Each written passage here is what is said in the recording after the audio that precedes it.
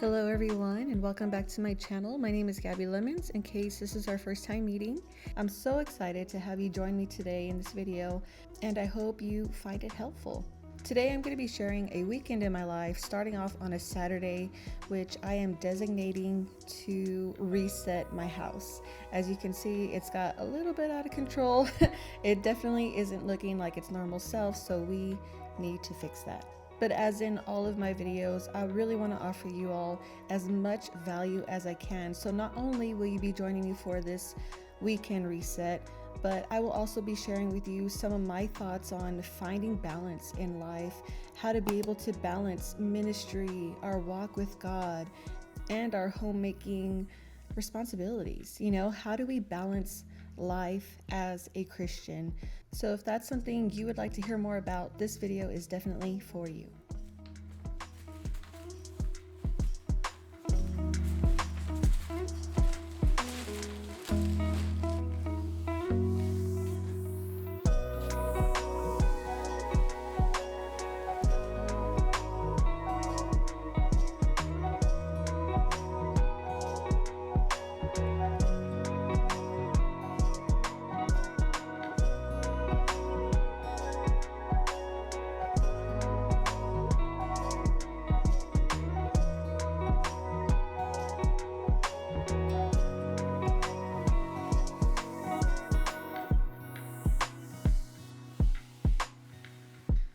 In 1 Kings chapter 10 and 8, this is the story when the Queen of Sheba goes to meet David, and she is just amazed that all of the stories that she heard about him were not only true, but they exceeded the greatness of him, his wisdom, and all that he had. And here in verse 8, she highlights how his servants were.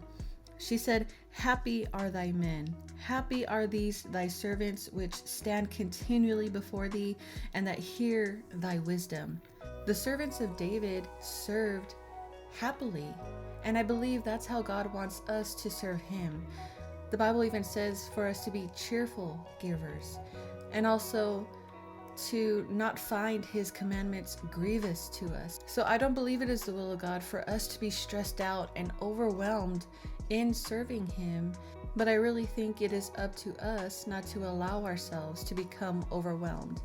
And the way we do that is by stewarding our time wisely, or what we call today practicing time management.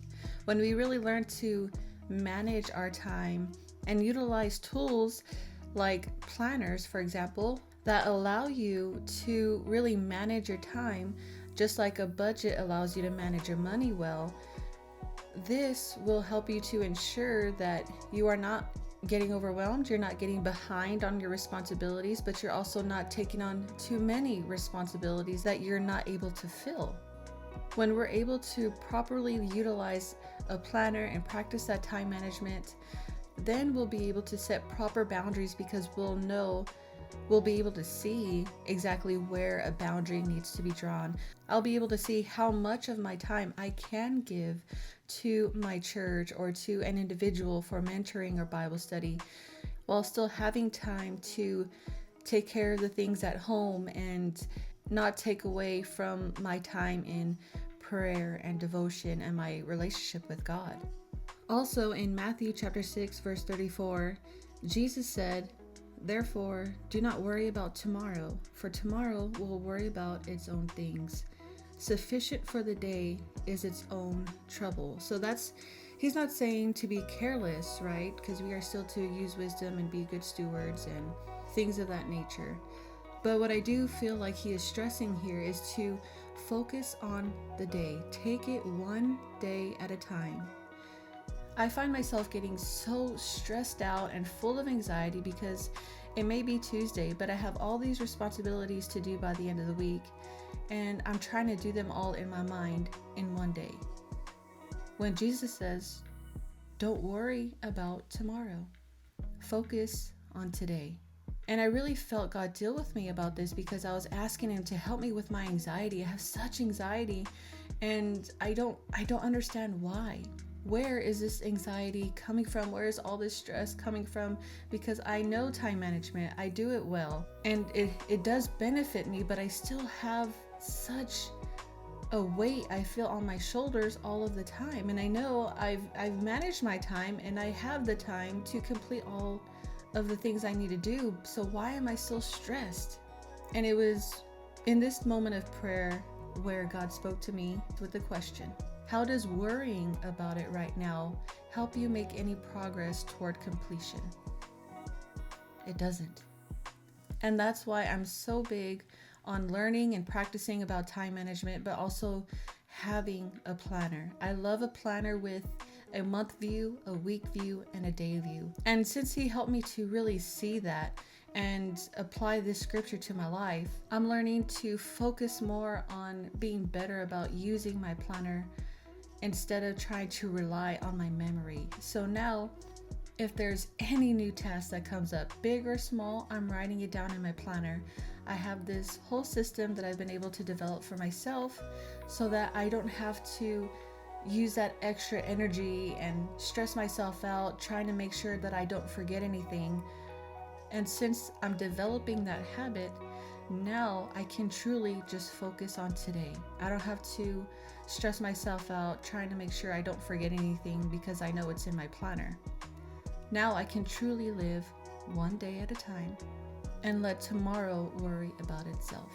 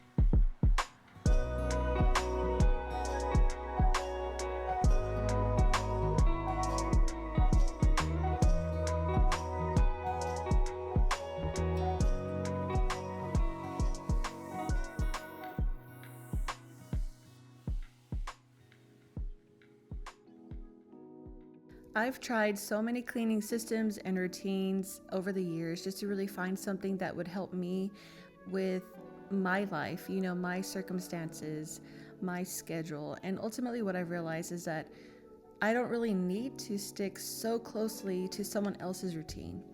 I can try it out, see what works well for my home, and, just kind of discard the rest, for lack of better words. The main thing is experimentation.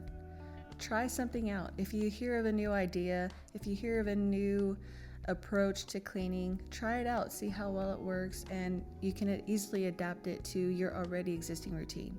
And if you don't have a routine, I would highly encourage you to start developing one for yourself.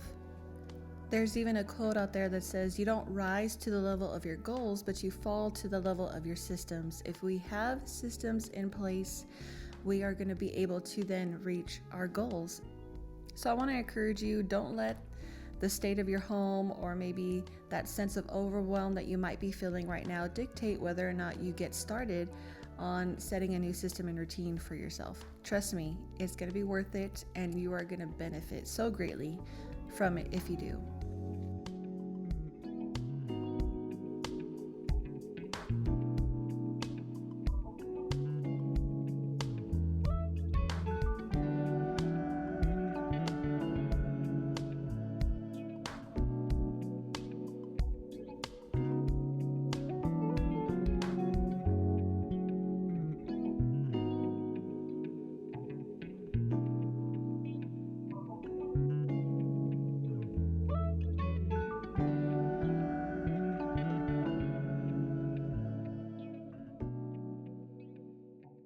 As of right now, I do like to take about 1 day a week to thoroughly clean my house. So the rest of the week, I just need to focus on maintaining it. And when it comes to cleaning my whole house, I really like to adapt approaches from two very well-known YouTubers. This is Clean My Space. She cleans from left to right, top to bottom. So if you're in the kitchen, she'll clean, the cabinets, work her way down to the counters, and then do the floors, right? Because it would make no sense to sweep the floor and then wipe all the crumbs off from your counter onto the floor you just cleaned. So left to right, top to bottom. But there's also another YouTuber who is well known for her decluttering system. I think her name is Donna White, I believe. And she approaches decluttering in phases. So first phase, she just gets all the trash out of the way. And then in phase 2 and 3, she has specific ways of sorting out everything else that's not trash. So I kind of adapted that to my cleaning. I work from room to room, left to right, top to bottom, and I'll work in phases. So phase 1 is trash. Phase 2 is tidy, just putting things back where they go. And phase 3 is the actual cleaning, so cleaning the surfaces. So if we look back over to the kitchen, if I'm in the cleaning phase, I've already got the trash picked up, I've already got things put back in place. Now I'm gonna start cleaning so I can wipe down my cabinets, wipe down my counters, work on the dishes, and then I can move on to the floor. I found that by having a system in place, it can relieve so much stress and intimidation from those days that you are taking to clean your house, especially when you've gotten a little behind and it seems overwhelming, because oftentimes in those situations we can look around and see the mess and not really know where to start. But because I have that system in place, I don't have to figure out where to start. I already know where to start. And while we're on the subject, what is it that you struggle most when it comes to keeping your home clean? Let me know in the comments below.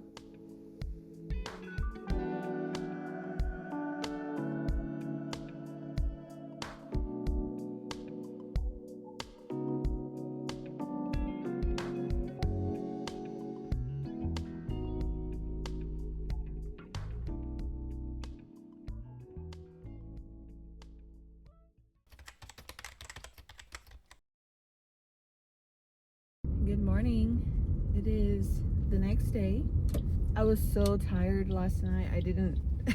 I just couldn't really film anymore. I had cleaned from about 11:30, 12 to maybe 5. And I cooked dinner, and even after dinner, I finished up a little bit of dishes that were left. And I rotated the laundry, so I took the laundry out of the dryer, put the ones that were in the washer into the dryer. So today I still have to put all my clothes away.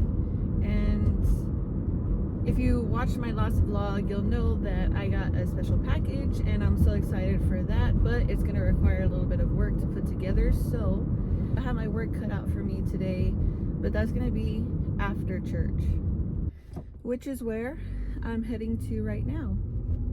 And honestly, I'm still in the middle of my trial. I'm still wrestling with things, and this is not an easy morning for me.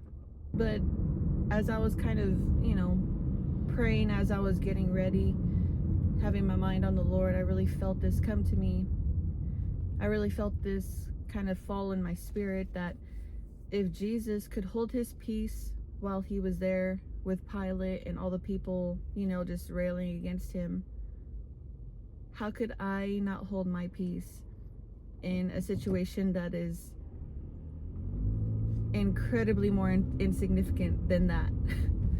If he could do it then, as he's getting ready to be crucified, how could I not hold my peace when people are being petty? So I'm still in the fire, but I'm deciding to give God my best. I'm going to be still. I'm going to know he is God. I'm going to trust him. And I'm going to continue to worship him, because he is not a man. You know, he is not unfaithful, he is not unjust, he is holy, he is perfect, he is pure, he is my God, and he is the one that is on my side. So no matter what people do or say or plot against me, you know, I know who's in control, and the one that is in control is on my side. I'm going to do my best to choose the joy of the Lord today, to choose to worship him in spite of my circumstances and my situation. I'm going to continue to be faithful to him because he has always been so faithful to me.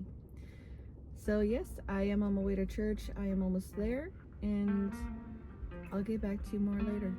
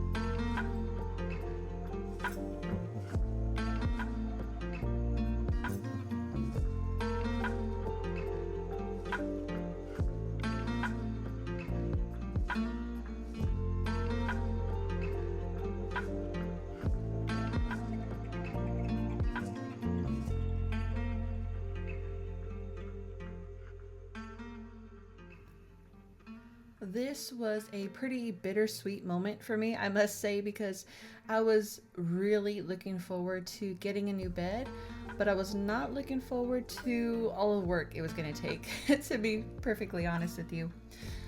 We had our old bed for about 5 years and it was pretty wore out. And because it was in such poor shape, it wasn't able to provide us with the support we needed throughout the night, which just made our back issues even worse. So we went ahead and just decided to invest in a new bed, one with a more firm mattress and a little more space for us to sleep in at night. When I first started shopping around, I was honestly a little nervous because I was not ready to pay what I thought was going to be $1,500 plus, but I was pleasantly surprised to find this beautiful bed frame that I'm honestly obsessed with a nice firm mattress for less than $1,000 on Amazon of all places. And I'm currently editing this video a few days after I filmed the footage, so that's given me a few nights to really test out the mattress, and I could not be more pleased with it. I always thought I liked a nice soft plush mattress that you can just sink into and feel nice and cozy. Really just romanticizing it all is what I was doing. But with this firm mattress, it does still have a pillow top, so you don't feel like you're just sleeping on hard floor, but it offers you the support that you need to keep your back properly aligned so you don't wake up hurting in the morning. So if you happen to be in the market for a new bed at a reasonable price, I will leave the links to the bed frame, mattress, and even the sheet set that I purchased down in the description below.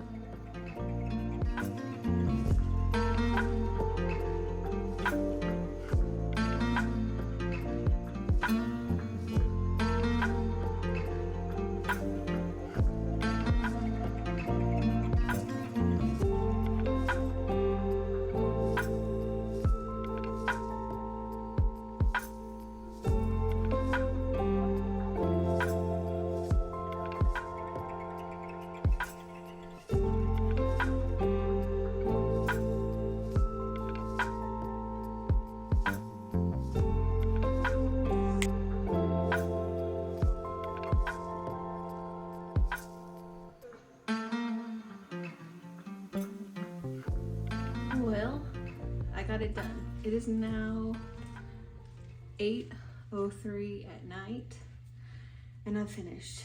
That was a lot of work, but it was worth it. I absolutely love this bed so far. It's a king size, so that's gonna give me plenty of room to stretch out because I tend to like to do the figure 4 pose when I sleep. But yes, we're really happy with this so far, especially for less than $1,000 for the whole thing. Meaning the frame, the mattress, and the sheet set. I do have a queen comforter on, so the blanket is a queen size. As you can see, it doesn't fit perfectly, but it'll do for now until I'm able to pick one out and buy one for, to replace this. So I'm gonna call it a night. Thank you for joining me this weekend. I hope you enjoyed the vlog, and we will see you next time.